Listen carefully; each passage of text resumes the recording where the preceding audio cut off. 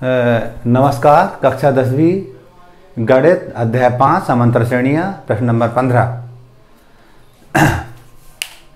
निर्माण कार्य से संबंधित किसी ठेके में एक निश्चित तिथि के बाद कार्य को विलंब से पूरा करने के लिए जुर्माना लगाने का प्रावधान इस प्रकार है। पहले दिन के लिए 200 रुपये जुर्माना लगता है, दूसरे दिन के लिए 250, तीसरे दिन के लिए 300 इत्यादि। अर्थात प्रत्येक उत्तरोत्तर दिन का जुर्माना अपने से ठीक पहले के जुर्माना से 50 अधिक है। एक ठेकेदार को जुर्माने के रूप में कितनी राशि अदा करनी पड़ेगी यदि वह इस कार्य में 30 दिन का विलंब कर देता है। हल लिखेंगे हम। देख रहे हैं, पहले दिन के लिए 200 रुपये था, दूसरे के लिए 250 था, तीसरे के लिए 300 था। इसी प्रकार से अन्य बातें आएंगी। हम देख रहे हैं 30 दिन तक ठेकेदार विलंब करता है तो कितने पैसे उसको देने पड़ेंगे विलंब शुल्क के रूप में। तो हम कहेंगे n का मान हमें 30 दे रखा था, a बराबर हमारे पास 200 है। और जब d निकालेंगे तो हम अगले पद में से पिछला पद घटाते थे, 250 में से 200 घटाएंगे, ये 50 आया। अब बात करते हैं हम Sn बराबर n/2 2a plus n-1 into D. 30 है n का मान, 30/2, 2a का मान था हमारे पास 200 धन 30 ऋण 1 और d का मान था हमारे पास 50। यहाँ काटेंगे तो 15 बचेगा, 2 एकम 2, 2 एकम 2, 2 पंजे 15 बार कट जाएगा 30, 200 दूनी 400 हो जाएगा और 29 बचेंगे, 29 गुणित 50। अगले पद में 15 400 धन 0, 5 में 45 से 5 आता है 4, 5 दूनी 10 और 4 14, 15 गुणित इनको जोड़ दिया हमने 0 5 8 1 1850 आया। गुणा करेंगे हम 15 0 हम 0, 15 पर 75 के 5 आता है 7, 15 8 120 और 7 127 आता है 12, 15 एकम 15 और 12 27, 27,750 रुपये उसे विलंब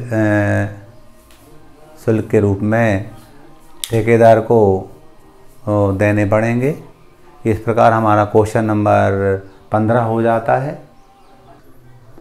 क्वेश्चन नंबर 16, किसी स्कूल के विद्यार्थियों को उनके समग्र शैक्षणिक प्रदर्शन के लिए 7 नगद पुरस्कार देने के लिए 700 रुपये की राशि रखी गई है। यदि प्रत्येक पुरस्कार अपने से ठीक पहले पुरस्कार से 20 रुपये कम है तो प्रत्येक पुरस्कार का मान ज्ञात कीजिए। हल लिखेंगे। हमें 7 विद्यार्थियों को 700 रुपये पुरस्कार के रूप में देना है, यानी हम कहेंगे हमें जो योगफल का मान दिया है वो 700 दिया है।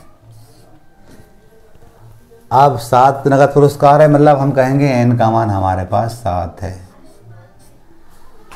अब बात कर रहे हैं वो प्रत्येक पुरस्कार अपने से ठीक पहले पुरस्कार से 20 कम है, मतलब ये d जो है वो -20 है। हम ये याद कर लेंगे, मान ले रहे हैं कि प्रथम पुरस्कार पहला पुरस्कार है वह है a है, पुरस्कार की राशि पहली वाली a है, फिर उससे हम 20 कम करते जाएंगे। माना प्रथम पुरस्कार की राशि a रुपये है। हम जानते थे Sn बराबर n/2 2a plus n-1 into D होता है।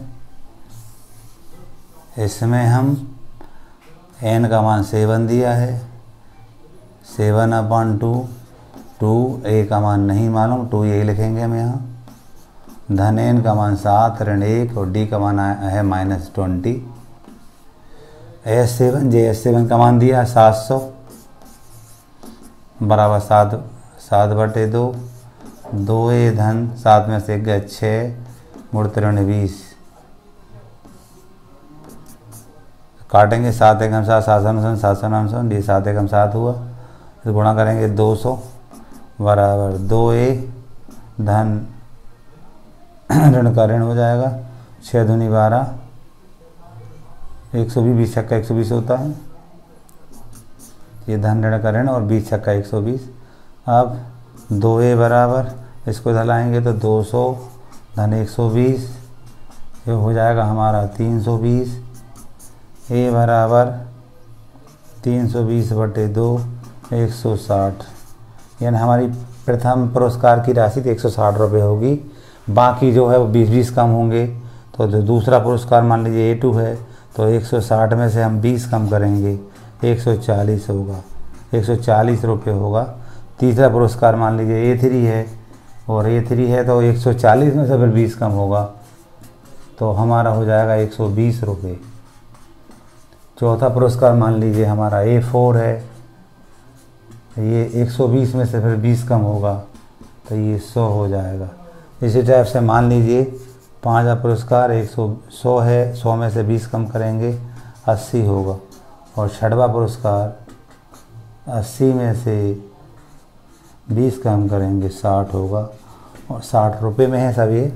और सातवां पुरस्कार 60 में से फिर 20 कम होगा तो ये 40 होगा। सब रुपये में है, ये राशि रुपये में है।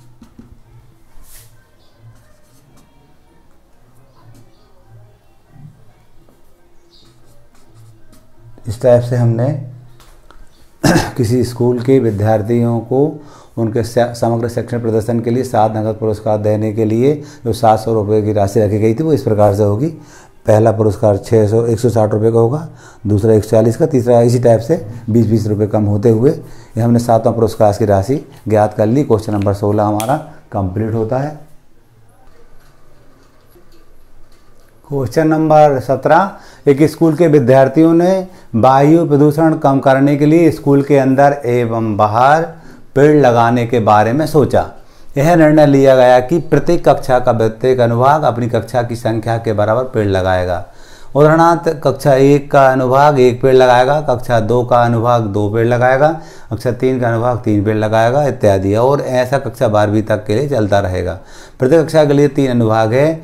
इस स्कूल के विद्यार्थियों के द्वारा लगाए गए पेड़ों की संख्या ज्ञात करो। हल लिखेंगे हम, बहुत इजी है। देखिएगा कक्षा 1 जो है ना 1 पेड़ लगाएगी। कक्षा 1 जो है वो 1 पेड़ लगाएगी, लेकिन एक कक्षा के 3 सेक्शन है, 3 अनुभाग है, इसलिए 1 × 3 है ना, 3 पेड़ लगेंगे उसके द्वारा। इसी टाइप से कक्षा 2 जो है ना वो 2 पेड़ लगाएगी। कक्षा 2 पेड़ लगाएगी और 3 अनुभाग है उसके। इसी टाइप से कक्षा 3 जो है ना 3 पेड़ लगाएगी और उसके 3 अनुभाग है। इसी टाइप से ये बात चलती रहेगी। और कक्षा 12 है ना वो 12 पेड़ लगाएगी और अनुभाग 3 है उसके। इस टाइप से हम देख रहे हैं, ये 3 आया, ये 6 आया, ये 3 3 का 9 आया, इसी टाइप से 12 3 36 आया। हम देख रहे हैं AP बनते हुए दिख रही है। इस AP का प्रथम पद 3 दिया है। D की बात करते हैं 6 ऋण 3 बराबर 3 हो जाएगा। और अंतिम पद L बराबर हमारे पास कितना दिया है 36 है ये हमारा। और हम बात करते हैं n की, 12 कक्षाएं तो n का मान 12 हो जाएगा। हम जानते थे SN बराबर n/2 A + L, ये सूत्र होगा हमारा। S 12 लिख दिया, 12/2। यहाँ A का मान 3 था, L का मान 36 था। S 12 बराबर 2 एकम 2 2 × 12 6 आया और ये 36 और 3 39 हो जाएंगे। गुणा करेंगे 6 × 54 के 4 आता है 5, 6 3 18 और 5 23, ये 234 पेड़ हमारा आंसर हो जाएंगे कि उस विद्यालय में विद्यार्थियों के द्वारा 234 पेड़ लगाए जाएंगे। क्वेश्चन नंबर 18, केंद्र A से प्रारंभ करते हुए बारी बारी से केंद्रों A और B को लेते हुए त्रिज्या 0.5 सेंटीमीटर, 1.00 सेंटीमीटर, 1.5 सेंटीमीटर, 2.00 सेंटीमीटर इस प्रकार आने वाले उत्तरोत्तर वृत्तों को खींचकर एक सर्पिल बनाया गया है। 13 क्रमागत वृत्तों से बने सर्पिल की कुल लंबाई ज्ञात करो। मतलब क्या है, हम मान ले रहे हैं ये केंद्र है हमारा, इस केंद्र से यहाँ तक की त्रिज्या शुरुआत में दी हमें 0.5 दी है। तो अर्धवृत्त जे होगा, अर्धवृत्त की लंबाई जे कहलाएगी, वृत्त की परिधि 2πr होती है और अर्धवृत्त की परिधि हो जाएगी πr करके। तो ये लंबाई को मान ले रहा है L1 है हमारी। इसी टाइप से अब केंद्र जे लेंगे तो ये लंबाई को हम L2 मान ले रहे हैं। यहाँ से यहाँ तक की इसकी त्रिज्या हमारे पास दूसरी थी, क्या थी वो, 1.00 थी। यहाँ से यहाँ तक की दूरी 1.00 सेंटीमीटर थी, इसको L2 मान लिया। इस टाइप से एक सर्पिल बन रहा है और इसी टाइप से हम कहेंगे अब इसको केंद्र मानेंगे तो त्रिज्या इसकी यहाँ से यहाँ तक की 1.5 हो जाएगी और वो हम कहते हैं अर्धवृत्त की लंबाई ये πr करके है और ये इससे हम निकाल लेंगे। ये मान लीजिए L3। इस प्रकार से 3 अर्धवृत्त बनते हैं और उनसे सर्पिल बन रहा है और सर्पिल की लंबाई निकालना है। हल लिखेंगे हम जानते थे, क्योंकि हम जानते थे वृत्त की परिधि 2πr होती थी, लेकिन अर्धवृत्त की परिधि की बात करेंगे। अर्धवृत्त की जो परिधि आधी हो जाएगी इसकी, तो हम क्या लिखेंगे, πr करके लेंगे। इस सूत्र का यूज करेंगे हम।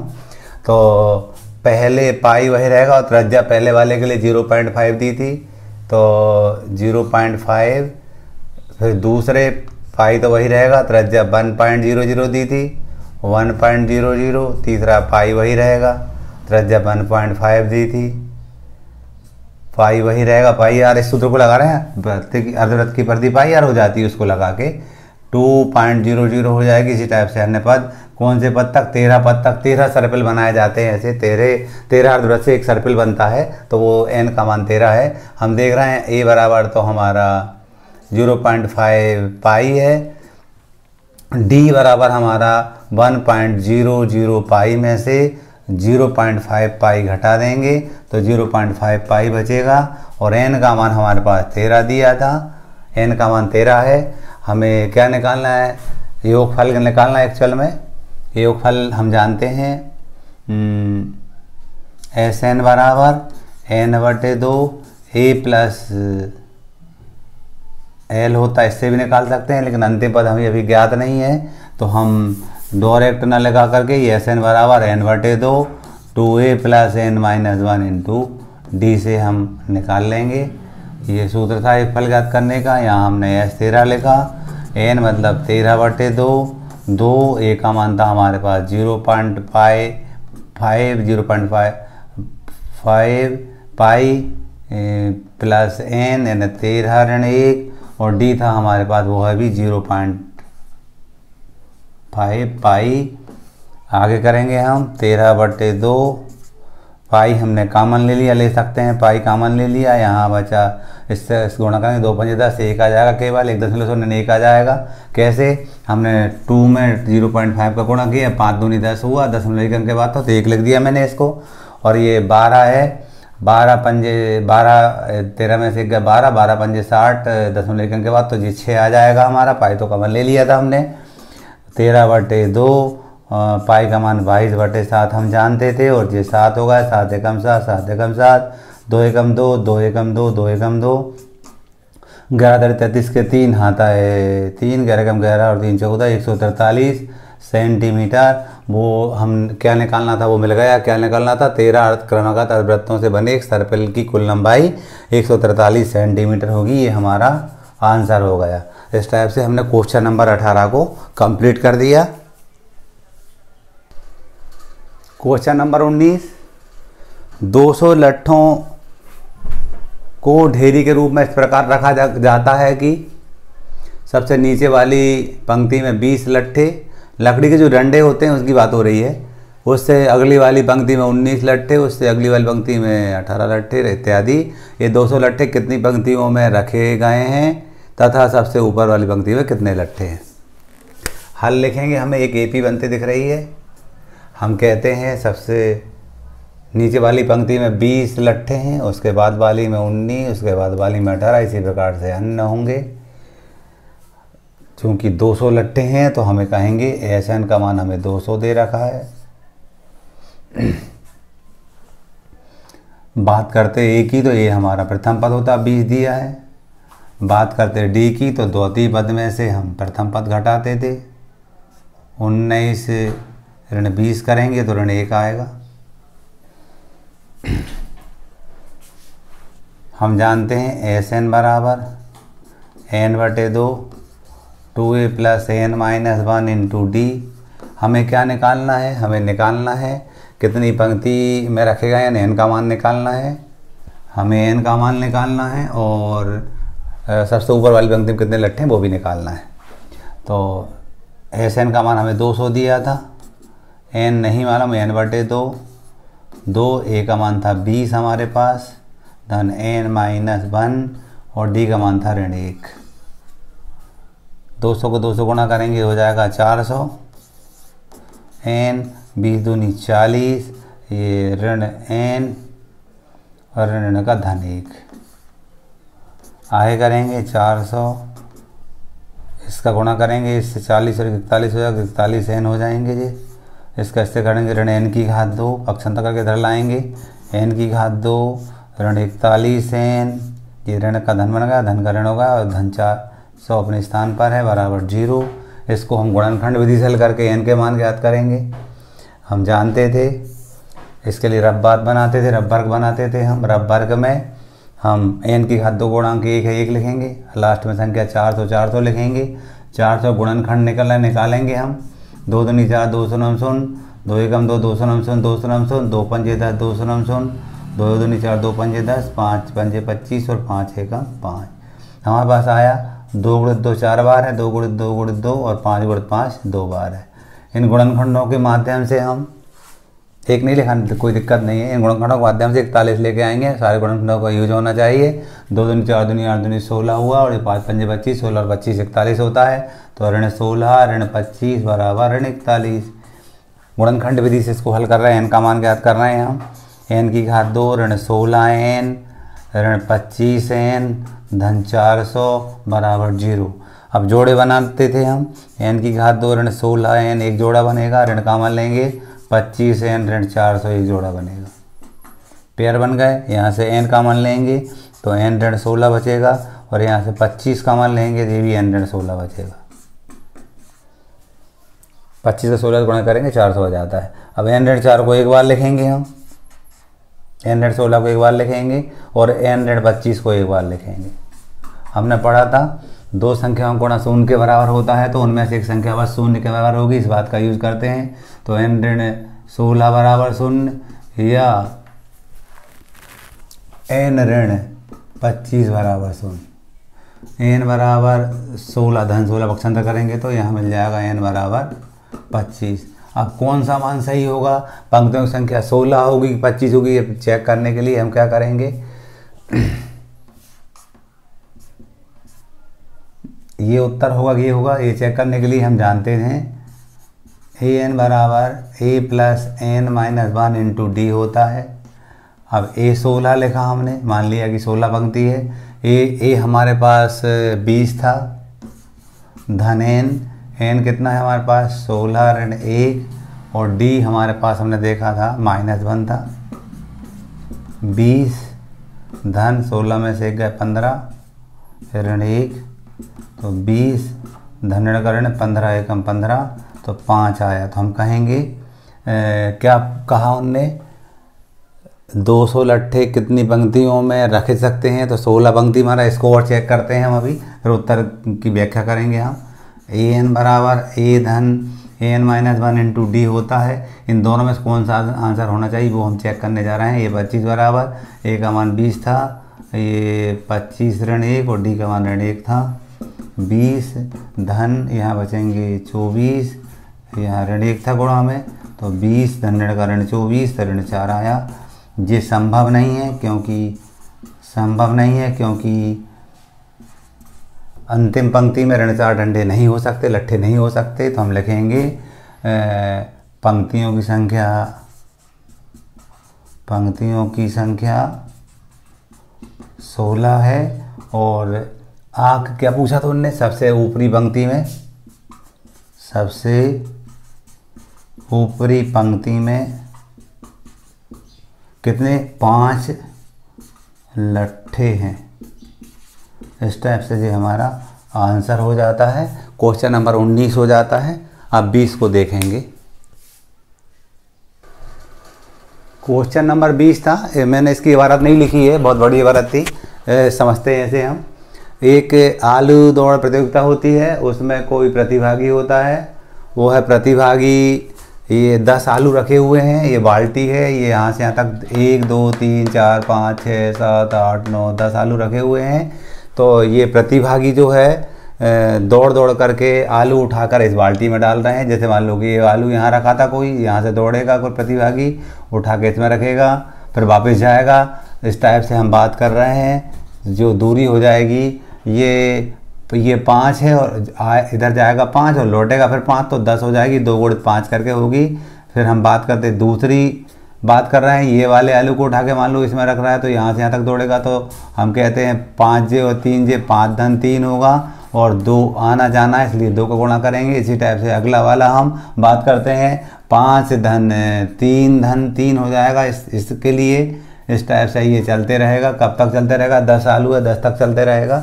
देखते हैं, 5 दूनी 10 हुआ, ये 5 3 8 दूनी 16 हो जाएगा, ये 5 3 3 6 5 11 दूनी 22 हो जाएगा। इस टाइप से हम बात कर रहे हैं। ये प्रथम पद A बराबर 10 हो जाएगा, D बराबर 16 ऋण 10 यानी 6 हो जाएगा, और n का मान हमें 10 दे रखा था। योगफल ज्ञात करेंगे हम, दूरी मिल जाएगी हमें। हम जानते थे SN बराबर n/2 2a plus n - 1 into D होता था। यहाँ हम कह रहे हैं 10 आलू हैं, 10/2 2, a का मान था 10, n का मान 10 ऋण 1 और D का मान हमारे पास था 6। आगे चलते हैं हम। 10/2 यानी 5 हो जाएगा, 10 दूनी 20 और 10 में से 9, 9 गुणित 6। आगे बात करते हैं 5, 20 धन 9 छक्का 54, 5 गुणित जोड़ेंगे 4 74 हुआ, 5 को 20 सुनाता है 2, 5 35 और 2 37, 370 मीटर, यानी उस प्रतिभागी के द्वारा कुल दूरी 370 मीटर तय की जाएगी।